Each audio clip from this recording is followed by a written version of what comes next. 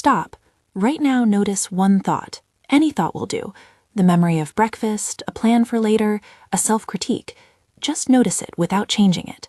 Where did that voice come from? You didn't invite it. You didn't schedule it. It arrived, like a passing cloud, and your experience of it happened after the event. The thought appeared, and then you noticed it. Hold that simple observation. That small, ordinary discovery is the hinge. The moment you see that a thought can appear without your permission, and that the sense of I often attaches to whatever appears next, you have the beginning of something radical. The title of this talk is not a slogan, it's an experimental claim. The moment you realize you are the cause, not the effect, reality begins to reorganize. That sentence is precise in one way, and deliberately modest in another. Cause here names a shift in operative perspective. It does not promise instant wealth, miraculous cures, or magical control of other people. What it offers is a change in how you operate inside the world, and that change has measurable consequences over time. Before you read another sentence, try the exercise I want you to do. Set a phone timer for 60 seconds. Sit comfortably, rest your attention on the space just in front of your face, not on words or images, but on the subtle sense of awareness itself, the knowing that sees. When a thought appears, don't follow it. Just label it silently: thinking, planning, worry, memory. If a feeling arises, name it: anxiety, sadness, tightness. Keep your posture neutral. Keep your lips relaxed. Count each intrusion if it helps. At the end of the 60 seconds, write one sentence. What happened? How many thoughts intruded? Where did you feel them in your body? Do that now. Pause, set the timer, and return when the minute is finished. If you're still reading, pause the sentence and come back. If you did the minute, write down the one-sentence note. You'll use it as data. That instruction is both doorway and test. I ask you to do it not to produce a warm feeling, but to establish a baseline. Thoughts arrive uninvited. You can track them. You can measure them. This is the experimental attitude that turns spiritual language into repeatable practice. Your notes from that 60 seconds will be the first concrete evidence that something fundamental is happening when you shift who you think you are. Let me give you a bit of context before we go deeper. Two lines of modern research often show up in these conversations, and it's useful to know what they say and what they don't. The first is Benjamin Libet's work on the timing of conscious decisions from the 1980s. In simple terms, his experiments measured brain activity that reliably preceded a subject's report of deciding to move. The neural signature began before the conscious intention was reported. Many people have read that and taken it to mean that free will is an illusion. That's an overreach. What the findings indicate, cautiously, is that a lot of the machinery that leads to a conscious decision runs under the threshold of momentary awareness. Consciousness registers, and sometimes interprets, processes that the brain started earlier. Libet's work suggests timing and layering. It doesn't offer metaphysical finality. Keep that nuance in mind. His experiments suggest that awareness often comes after a preparatory process, which is exactly why noticing the order, thought then awareness, matters. The second reference is HeartMath's research into coherence and the heart's electromagnetic field.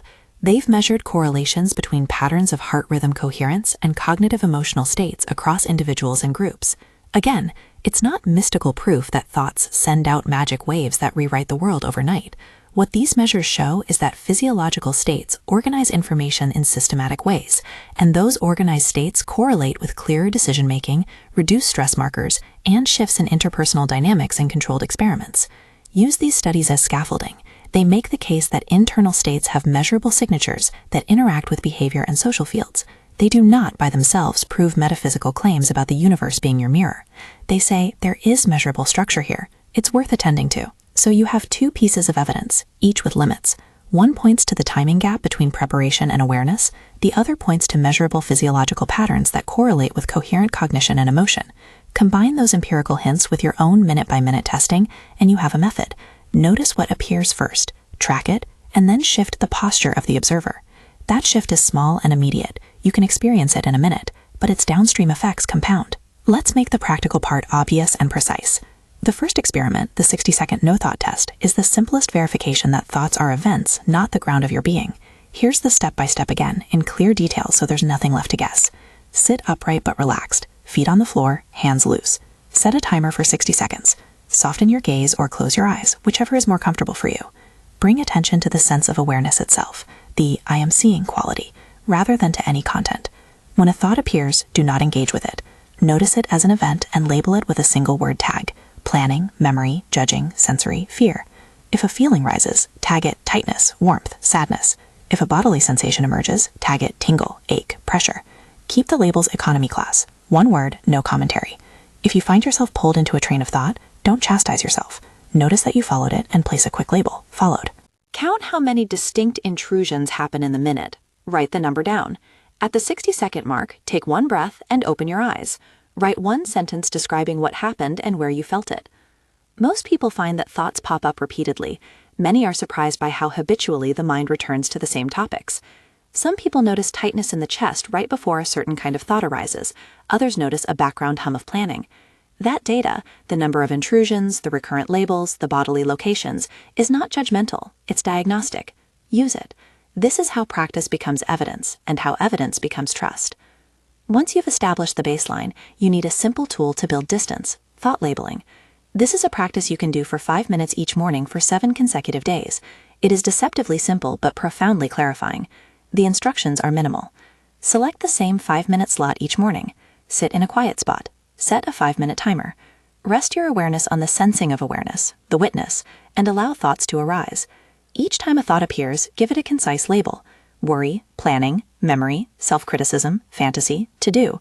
If emotion arises, label it. Fear, irritation, shame. Do not tell a story about the thought. Do not critique yourself for having it. Just name it. At the end of the 5 minutes, tally your labels. Which label appeared most? How many times did you follow a thought versus just label it? Record this count and under notes, jot one sentence about where you noticed it in the body. Here is what to expect in this week-long run. Days 1 and 2 often feel noisy and marked by an I should pressure. Day 3 or 4 frequently brings a gap. You notice a sliver of space between intrusions more often. This is not mystical, it's a measurable increase in metacognitive distance. Day 5 through 7 often reveal patterns. The same labels appear, often triggered by the same context. Emails, social media, certain relationships, finances. When you see repetition, you have something to investigate. Keep the data. If it helps, create a small table in your phone notes.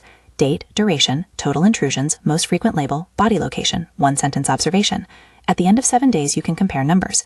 The goal is not to eliminate thinking, it's to map it. Mapping recurring thoughts leads naturally to the next practice, source tracking. Over 14 days, you take the most emotionally charged recurrent thought from your labeling practice and trace it to its origin story. This is not therapy, though it can be therapeutic. It's investigative work. Be gentle. If what surfaces is traumatic, stop and consult a professional. This protocol is for everyday conditioning, not for unresolved clinical trauma. Here's how source tracking works, day-by-day sketch. Day 1 to 3, choose your target thought. Describe it fully, the words, the tone, the sensations. When it arises, what happens in your body? In what situations does it typically appear? Record 3 recent instances with timestamps. Day 4 to 6, ask lineage questions. When was the first time you can recall a similar thought? How old were you? Who said something that might have planted the belief? Where were you and what was happening? Name the person if you can. These are investigatory prompts. You don't need to prove anything to anyone. Day 7 to 10, fill in contextual details. What did that original moment mean to a younger you? What did you decide about yourself in response? Notice the language. I am statements often crystallize here. I am not enough, I must perform, people are dangerous. Rewrite the narrative in neutral language, separating events from self-definition. Day 11 to 14, revisit the recurring thought. Notice whether it has the same emotional intensity. Often, when you locate an origin and narrate it clearly, the charge around the thought lessens. You will likely experience a partial unhooking. The thought may still appear, but it has less immediate authority. A short example in plain terms. A recurring thought might be, I always mess things up, tagged as self-criticism. Tracing it back reveals a teacher's remark at age 9, said in front of a class. The young version interprets the comment as a rule about character. Once you can narrate the event and see that the adult you now is not the child who heard that one remark, the thought loses some momentum. It might still arrive, but now you can file it under old-school programming instead of fact. All of these practices rest on one mechanistic model that helps explain why a simple perceptual shift can be catalytic. Cognitive science increasingly treats the brain as a prediction machine. It constantly builds models of the world and tests them against incoming sensation. Rather than passively receiving experience, the brain predicts and then corrects. Thoughts are often predictions or rehearsals, anticipatory narratives that aim to reduce surprise. In that framing, when a thought arrives, it is often a prediction being tested, not a revelation of the present moment. Awareness, when it recognizes itself as distinct from those predictions, can withhold automatic endorsement. That withholding interrupts the feedback loop the predictive brain depends on. Imagine your mind as a weather app that is always forecasting storms. The app's forecast is based on old data and habits. Each time the app predicts rain, your behavior adjusts. You carry an umbrella, you avoid a park, you cancel plans. If you never check whether the forecast matches the sky, your life becomes governance by the forecast. If you learn to pause and look up to notice the actual sky, you change your response patterns. Not because you control the clouds, but because you changed what you take as authoritative, the feeling of a forecast versus the noticing of the sky. The notice is your awareness reconstructing causation inside your own system. I use another metaphor deliberately and carefully. Thoughts and feelings are like radio stations broadcasting in a crowded spectrum. Identification, the reflex that says, "I am that thought," is like tuning your receiver to one noisy station and amplifying it. Awareness shift is like changing the receiver. You widen the dial so that the noisy station is just one of many. Note, frequency and broadcast are metaphors here, not literal claims about electromagnetic causation between minds. They are useful images. They help you conceptualize how habitual patterns tend to dominate your subjective bandwidth, and how changing the way you listen changes what you amplify in your life. That change in listening is what I call an identity shift. It moves from "I am my thoughts" to "I am the space in which thoughts appear." This is not an identity denial that devalues life content. It is a practical reorientation that creates room. The room allows for choices that were previously occluded by reactivity. Choices made from the room, from awareness, look different. They tend to be less reflexive, better calibrated, and, over time, they produce different consequences. Remember the caveat: those consequences are not guaranteed miracles. They are the probabilistic results of behaving differently more often. To make the shift habitual, introduce an awareness anchor practice, 10 minutes twice a day. Here is a compact protocol. Morning session, 10 minutes. Sit, breathe naturally. Choose an anchor, the sensation of the breath at the nostrils, the feeling of the chest rising, or the sense of aliveness behind the eyes. Let the anchor be soft. When thoughts arise, label them briefly and return to the anchor. Keep a small tally of intrusions per minute. Evening session, 10 minutes. Repeat the anchor practice, but this time, after each labeled thought, ask a gentle question. Is this useful now? If the thought is useful, a concrete task, note an action step and let it go. If not, return to the anchor. Again, tally intrusions. Over days, watch the tally. You can reduce it to a number and graph it. Day 1 intrusions per minute, 7. Day 7, 4. Day 14, 2. Those numbers are not moral. They are coals of data. The pattern of change is where trust builds. The anchor practice stabilizes the vantage point of awareness so that the reflexive identification with thought loosens. It's a bodily habit retraining more than an intellectual exercise. Pair the anchor with a reality response journal for 30 days. The goal of the journal is to document not whether the universe immediately rearranges, but whether your responses to events change. Here's a week-by-week scaffold that you'll continue after this session, but begin now with a simple start. Week 1. Baseline mapping. Daily 5-minute labeling each morning. 1 10-minute anchor session in the evening. Journal entry each night with these fields: event, automatic thought, label, reaction, old versus chosen, immediate outcome. Example entry: email from boss, I'm incompetent. Self-criticism, I wanted to reply defensively, old, but paused and asked for clarification, chosen. Outcome, conversation was constructive. Week 2, source investigation. Use 30 minutes across the week to trace one recurring thought using the 14-day method described earlier. Journal the origin story and one observation about intensity reduction. Week 3, intensified anchoring and behavioral testing. 2 daily 10-minute anchors. Choose 3 decision points in your life where you'd normally react. Before each decision, take one breath and ask, is this useful now? Journal the chosen action and the outcome. Week 4, integration and reporting. Continue the practices and write a summary at the end of the week. Frequency of intrusive thoughts, 3 examples of different choices, and 1 measurable shift. For instance, fewer arguments, clearer budgeting decisions, a healthier sleep pattern. The measurable shift is what turns subjective feeling into evidentiary practice. A brief illustrative vignette can make these protocols come alive. I once worked with a client, call her Maya, who came in convinced that every social moment would expose her as fraudulent. She did the 60-second test and found, to her surprise, the intrusive thought count was high and that judgment and future faking were the most common labels. In week 2, she traced the thought to an early childhood criticism at a school recital. As she narrated the memory in neutral terms, the hotness of the thought cooled. On week 3 is the anchor before a tense family dinner, and instead of rushing to preemptively apologize or explain, she paused, labeled the rising fear, and asked, is this useful now? She found she could speak with more clarity and less hetting. The family dynamic didn't transform overnight, but her responses were different, and the dinner ended with less reactivity than usual. For her, the recognition, the moment she realized the thought was not her identity but a passing event, was immediate. The social landscape reorganized gradually as those new responses accumulated. That anecdote points to the 2 tempos at play, the immediate subjective click and the slower reorganization of circumstances. The click, the sudden perception that you are the awareness observing, that thoughts do not equal you, can happen in a breath. The external consequences emerge as a compound effect of sustained different behavior. Both matter, both are visible, both are testable. There is one further clarification that matters ethically and practically. When I speak of identity shift as moving to awareness, I'm not asking you to bypass pain or deny real hardship. The technique does not replace appropriate medical, psychological, or social interventions. If you are dealing with clinical depression, trauma, or severe anxiety, the collar of practice must include professional support. What these practices can do is complement clinical work by clarifying habitual reactivity and creating space for more skillful choices. You've now done a minute to see that thoughts appear. You've learned to label and map them. You've seen how tracing origin stories can diffuse charge, and you've been introduced to an anchor to stabilize awareness. The logical next step is integration, a disciplined, scaffolded 30-day sequence that moves you from noticing to embodiment. That sequence is practical, 4 phases across 30 days: inventory, investigation, recognition, embodiment, each with daily micro-practices and measurable fields in your journal. Before we step into that scaffold in detail, I want to return to the hinge experience and describe as precisely as I can what the click feels like when it first arrives. The description is important because people often mislabel it as nothing or as a blip of relief and then miss the doorway. The click often arrives as a subtle reorientation in the field of experience. It's not an intellectual revelation, but a felt change in the center of gravity. You suddenly notice that there is a quality of presence that was always there, and that this presence is not the thought stream. The room seems to open an extra inch around whatever arises. The content of experience remains, the same fears, plans, images, but they no longer have the placing power they used to. Instead of immediate compulsion to react, there's a short, luminous gap. Thought appears, noticing registers, and then a withheld cue arrives.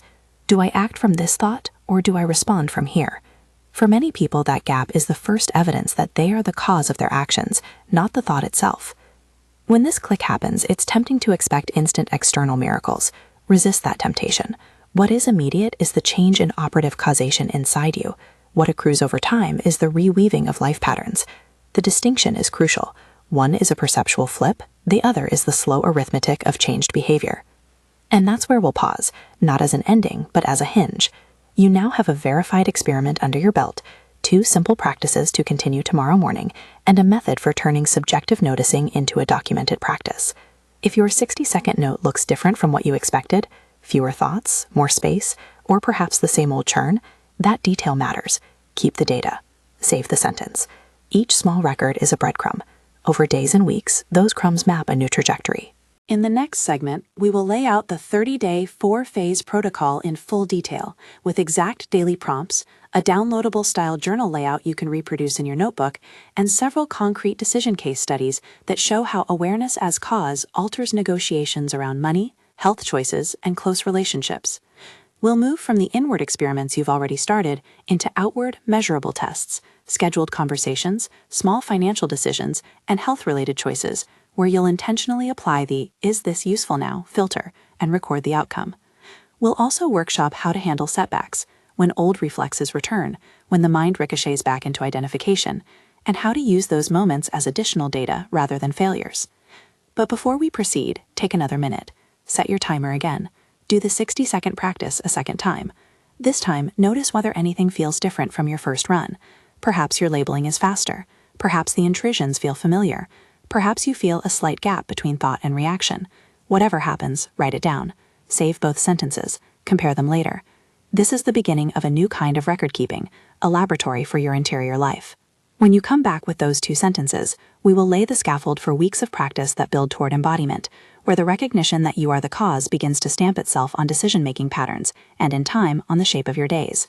But for now, keep those 2 data points safe. They are not mere notes, they are the first litmus tests that allow you to test the claim inscribed in the title. That shift in recognition reorganizes reality, because it reorganizes your operating center. Good, you have 2 quick data points saved, the 2 one-sentence notes from your 60-second runs. Keep them close. From here, we move into the scaffolded 30-day sequence that takes that initial testable click and turns it into reliable habit. The sequence is compact and concrete, 4 phases: inventory, investigation, recognition, embodiment, each with daily micro-practices and measurable fields in your journal. I'll give you exact prompts for each day, what to measure and how to interpret the numbers, so the process feels less like inspiration and more like reproducible work. Days 1 to 7 are inventory. Your job this week is mapping how often thoughts intrude, what the most frequent labels are, where in the body they land, and in what context they appear. Each morning, do 5 minutes of thought labeling.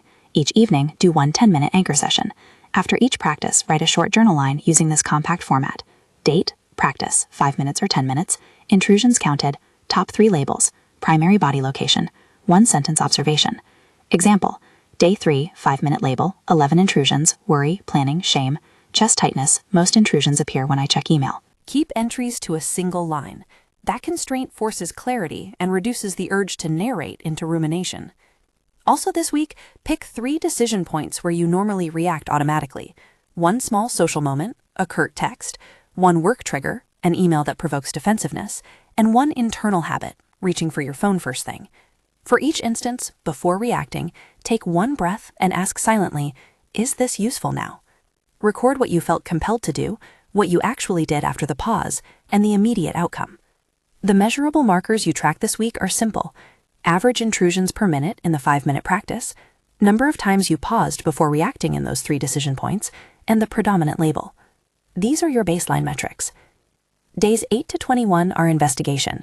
This is the long middle where you select 1 recurring, charged thought from your inventory week and trace its lineage. Spend 15 minutes 3 times a week on this work. It does not need to be daily. Use the 14-day source tracking structure compressed into these 2 weeks. Identify the thought, document recent instances with timestamps, and then ask lineage questions until you find an origin scene you can narrate. Your prompts are direct. When did I first feel this? How old was I? Who was present? What did I conclude about myself in that moment? What rule did I invent from that scene? I must be perfect. I cannot ask for help. Where in the body did the memory live? Write the event in plain language, as if you were reporting it to a neutral observer. No interpretation, no moralization. The act of clear narration is the intervention. It removes the improvisational tent that feeds the thought's urgency. Alongside lineage work, keep daily short practices, a morning 5-minute labeling, and 2 10-minute anchor sessions, morning and evening. In the evening anchor, after labeling each thought, ask the meta question, is this useful now? If the answer is yes and the thought corresponds to a concrete task, extract 1 small action and schedule it. If the answer is no, return to the anchor. Continue to tally intrusions so you can graph progress. At the end of week 2 of this phase, write a 2-paragraph report, what you discovered about the origin story and how the emotional intensity shifted after articulating it. Days 22 to 25 are recognition. This is where you intentionally cultivate the felt sense of being the awareness that notices thoughts. Practices are brief but repeated. 3 times a day, perform a 1-minute awareness reset. Find any comfortable position, place a hand lightly on your chest or thigh as an anchor, breathe once or twice, and bring attention to the sense of I am aware. Note 1 thought that appears without following it. Label it quickly and return to the sense of presence. These micro resets are designed to create a sticky cue: the hand, the breath, the micro habit of noticing. In the journal, record the number of resets completed daily, 1 notable observation from any reset, and whether any one reset produced that sense of click. If the click happens, describe its felt quality: slight opening, gap, ease of choice, breath space. Use whatever language maps the sensation for you. If it hasn't happened, note small wins: quicker labeling, fewer followings, calmer body. Days 26 to 30 are embodiment. The work here is to translate recognition into real-life decision experiments. Choose 3 domains where you can make measurable, low-risk choices: a financial micro-decision, a discretionary purchase under $50, a health simple choice, skip 1 sugary snack or choose a short walk, and a social test, 1 intentional honest moment in a conversation, like asking for clarification rather than defending. Before each decision, activate a 2-breath pause and the question, is this useful now? Use the anchor if you've built it: hand on chest, soft gaze, a 1-word label. After each decision, journal. What was my automatic impulse? What did I choose after pausing? What was the outcome within 24 hours? These are your testable units.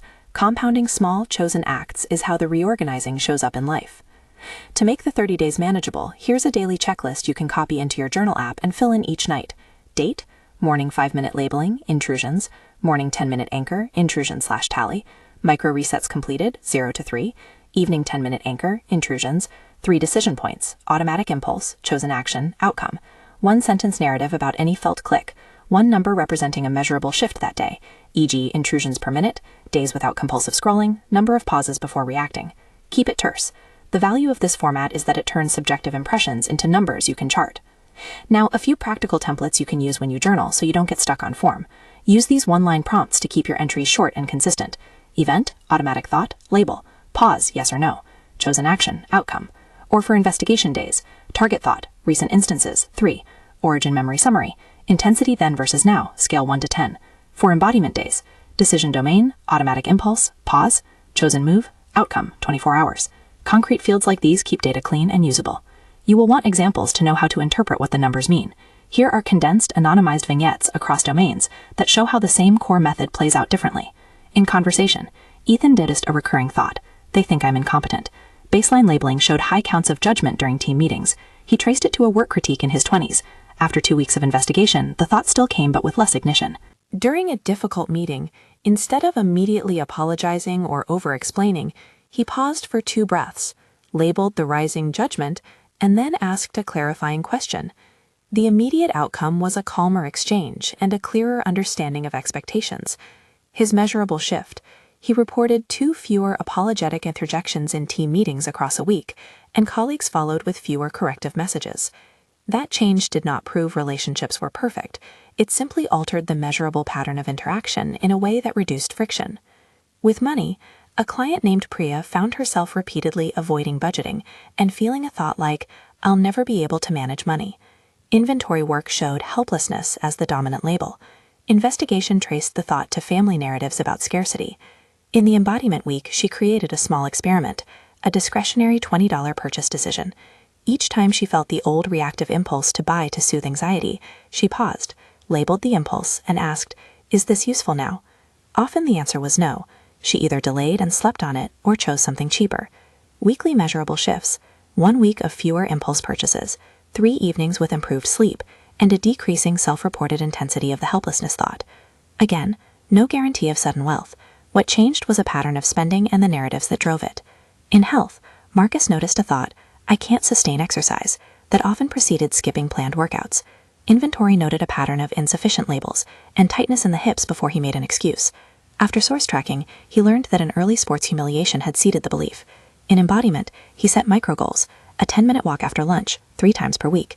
He paused before deciding to skip, labeled the thought, and asked, "Is this useful now?" He then either walked or scheduled a 10-minute restorative stretch. The measurable shift was simple. Days per week with any movement rose from 1 to 3, and he reported less mental narrative about failure. The internal identity didn't flip overnight. The pattern of small, chosen actions accumulated into a different baseline. Each vignette shows the same mechanism. Identification loosens, a pause produces choice. Small repeated choices compound into a changed landscape. Notice how the measurable shifts are modest and specific. Fewer apologetic remarks, fewer impulse buys, more days with movement, not miraculous claims. That specificity is how you build trust in the method. Setbacks will happen. Old reflexes are sticky because they are reinforced by reward systems and social feedback loops. When you relapse, go several days without practice or react the old way in a peak moment. Treat it as data, not failure. Have a short 4-step recovery protocol you can use in the moment. Notice, note, normalize, re-engage. Notice the relapse without shame. Note what triggered it in one sentence. Normalize by reminding yourself that pattern change is nonlinear. Re-engage by doing a 2-minute anchor and a single labeling round. Then write a 1-line journal entry summarizing the event and the lesson. Over time, these micro-interventions reduce the impact of setbacks and provide rich material for investigation.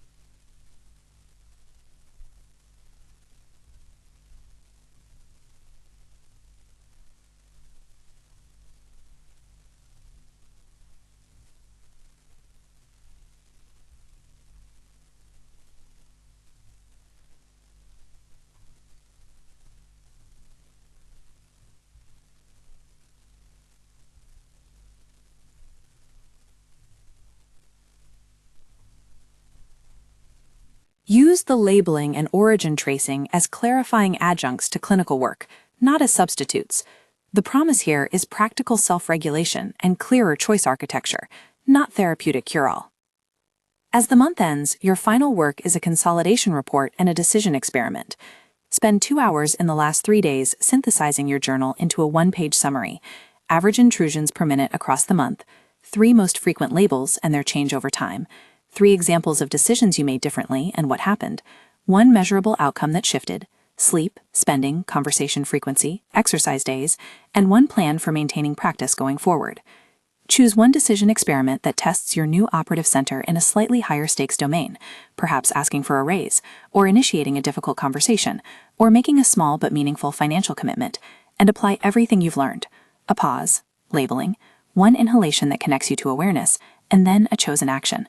Journal the outcome within 48 hours. Throughout this entire process, maintain a stance of skeptical curiosity. Keep asking, does this reduce reactivity? Does it increase my capacity to choose?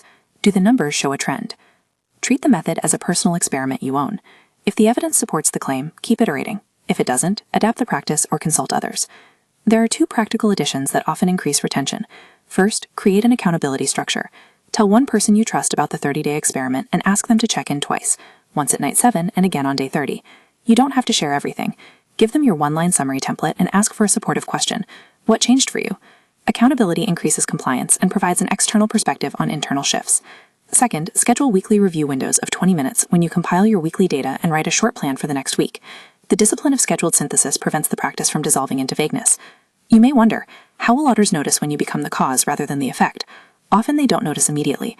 What they do notice is a different pattern: steadier responses, fewer escalations, clearer boundaries, less reactive defensiveness, and sometimes a different quality of presence. Sometimes people around you resist or provoke old patterns because those patterns carved grooves in relationships. Expect friction, expect subtle renegotiation. Use your data as ballast in those moments. The notes and graphs aren't brags, they're neutral evidence you can use to adjust behavior and communication. There is finally a small ethical posture I ask you to adopt while you practice. Avoid promising others outcomes from your own shifts. If a friend asks whether these practices will fix their relationship, urge them to experiment and journal, and remind them gently that no one can guarantee external results. Your work is about changing your operative center. That often has ripple effects, but it does not author other people's choices. Take a moment to imagine how this looks 3 months from now when practiced intermittently and with compassion. Your pause habit is stronger. You have a journal with 30 entries and a chart that shows a modest downward trend in intrusions and a modest upward trend in chosen responses. You can name the origin of at least 1 recurring thought. You have a micro-habit to pause and ask, is this useful now? And a handful of markers in your environment that cue you compassionately. The click that may have felt like an isolated event in week 1 is now an accessible register you can touch during pressure. That is the reorganization the title describes. Not a magical rewiring of the universe, but a change in the operative cause of your action patterns that over time shifts relationships, money decisions, health choices, and creative work. Before we close, a few troubleshooting notes I've seen help many practitioners. If you plateau, your intrusions stop falling after day 14, vary the practice. Increase 1 anchor session by 5 minutes for 3 days, or change your labeling vocabulary to more descriptive tags, planning detail instead of just planning, to reveal finer patterns. If your labels become rote, switch to body-focused labeling for a few days. Tag where sensation appears first: heart tight, jaw, not in gut. If writing nightly feels onerous, switch to a voice memo structure, a 60-second recap with the same data fields. The act of externalizing still counts. If you hit trauma material, stop the investigation and consult a professional. If you doubt the whole thing intellectually, return to the 60-second experiment and treat the doubt itself as a thought to label. Now, let me close by returning to the hinge sentence that started this work. The moment you recognize you are the cause, that is, the awareness that notices thoughts and chooses responses, something fundamental reorders inside you. That reordering is immediate in subjective terms. A tiny cavity of freedom opens where a reflex once lived. The reorganization of external life, calmer conversations, clearer finances, more consistent health choices, is the compound effect of thousands of small chosen acts that follow from that opening. You can test this. You have the tools: the 60-second experiment, 5-minute labeling, 14-day source tracing, twice daily anchor, micro resets, and the 30-day reality response journal scaffold. Use them as instruments of curiosity. If you want to take this work further, commit now to the 30-day reality response journal challenge. Do the sequence exactly as outlined. Keep the 1-line daily entries, and at the end of the month, share 1 measurable shift you observed. Post a single sentence in the comments, your day 1 intrusion count, and 1 week 4 outcome. Or keep it private if you prefer. Share what you feel comfortable sharing. This is not evidence for anyone else. It's evidence for you. Make the commitment public if it helps your follow-through. Be experimental. Be skeptical. be kind to yourself. The change you can verify is not mystical, it's behavioral, measurable, and incremental. And yet, paradoxically, the doorway through which all of this moves is immediate, the felt recognition that the observer is not the stream of thought. That recognition is the moment you shift from being primarily the effect of conditioning to being the cause of chosen action. Keep your notes, protect your data, return to the 60-second test whenever you need an anchor. And please, when you notice a measurable shift, even a small one, tell someone who will celebrate with you. Small evidence breeds trust. Trust breeds consistency. Consistency reorganizes reality in ways that matter. Do the minute now if you haven't yet today. Label, pause, save your one-sentence note. Then, if you're ready, begin the 30-day layout tonight with a 5-minute labeling session tomorrow morning. I'll be here in spirit as you test, skeptic and scientist alike, offering only this. Gather your data, run the experiments honestly, and let your lived experience be the arbiter. When you come back after 30 days, notice whether your operating center feels different. If so, that is the moment the title names, the moment you realize you are the cause, not the effect, and it's the beginning point from which reality reorganizes.